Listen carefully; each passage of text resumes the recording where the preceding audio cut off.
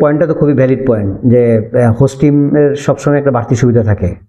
সেটা বাংলাদেশ যদি এবারে আয়োজনটা বাংলাদেশ ঢাকায় করতে পারতো, ঢাকায় বা যে কোনো জায়গায় আমাদের যে কোনো সিলেটে করতে পারতো বা চট্টগ্রাম বা যেই ভেন্যুতেই হোক, আমরা যদি স্বাগতিক হতাম নিশ্চিতভাবেই আমাদের একটা বাড়তি অ্যাডভান্টেজ থাকতো। এই অ্যাডভান্টেজ সব দেশেই নেয় এবং এই কারণেই দেখা যায় যে টুর্নামেন্টগুলো সব দেশে আয়োজন করতে আগ্রহী হয়। কিন্তু বাংলাদেশ ফুটবল ফেডারেশন আমি ঠিক জানি না ঠিক তারা কেন এটা নিতে পারেনি। বাংলাদেশের কিন্তু পাওনা রয়ে গেছে যে বাংলাদেশের সাফ যে মেয়েদের চ্যাম্পিয়নশিপ, এটা প্রথম 2010 সালে শুরু হয়েছিল, সেটা বাংলাদেশের কক্সবাজার হয়েছিল, বাংলাদেশ দিয়ে টুর্নামেন্টটা শুরু হয়েছিল। কিন্তু এরপরে আর বাংলাদেশের মাটিতে এই টুর্নামেন্টটা আমরা করতে পারিনি। এটা অবশ্যই একদিক দিয়ে যে এটার সাফ সব দেশের মধ্যে এটা বন্টন করে দেয় সেটা ঠিক আছে, কিন্তু আমাদের প্রায় টুর্নামেন্টের বয়স এখন 16 বছর। এর মধ্যে আমাদের টুর্নামেন্ট গেল 10 হলো, 12 হলো, 14, 16, 19, 22, 24, 26, মানে 8টা সাব চ্যাম্পিয়নশিপ হয়েছে। এর মধ্যে আমরা প্রথমটা পেয়েছি, এরপরে 7টা গেল। এই 7টার মধ্যে আমরা একটাও পাইনি। এবার তো নবম টুর্নামেন্ট হচ্ছে।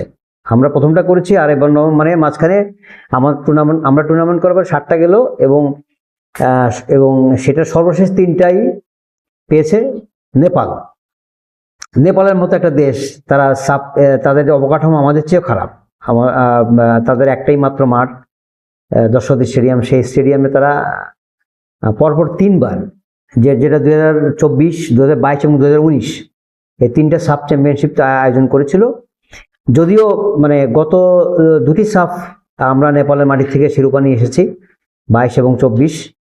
তো এবার নিশ্চিতভাবেই এই মানে বিষয়টা তো সামনে আসবেই যে আমরা যদি ঢাকায় বা আমাদের দেশে করতে পারতাম, আমাদের হ্যাট্রিক শিরোপাটা জয়ের সম্ভাবনা খুব বেশি থাকতো। এখনো যে নাই সেটা আমি বলবো না, তবে ভারতের মাটি থেকে ভারতকে হারিয়ে টুর্নামেন্টের শিরোপা জিতে আসা এটা খুব সহজ হবে না। কারণ নেপাল থেকে, যদিও আমরা নেপালকে 2বারই ফাইনালে হারিয়েছি, ভারত খুব ভালো পারফর্ম করতে পারেনি গত 2বার, কিন্তু ভারত এবার নিশ্চিতভাবে তারা মরিয়া হয়ে এবং সাফের শিরোপা পুনরুদ্ধার করার জন্য, এবং সাফের প্রথম 5টা সাফই তো ভারত চ্যাম্পিয়ন হয়েছিল এবং হঠাৎ করে তারা গত 2টি টুর্নামেন্টে ভালো করতে পারেনি, সেমিফাইনালে বিদায় নিয়েছে।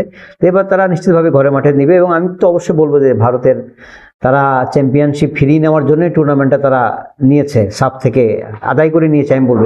এখানে অনেক সময় কূটনৈতিক খেলাও চলে, কার কতটা দাপট থাকে, কার কতটা কি যোগাযোগ, ইচ্ছা, আগ্রহ, এগুলোর উপরে অনেক সময় ডিপেন্ড করে। আবার স্পন্সরের একটা চাওয়া থাকে। তারপর আমার মনে হয়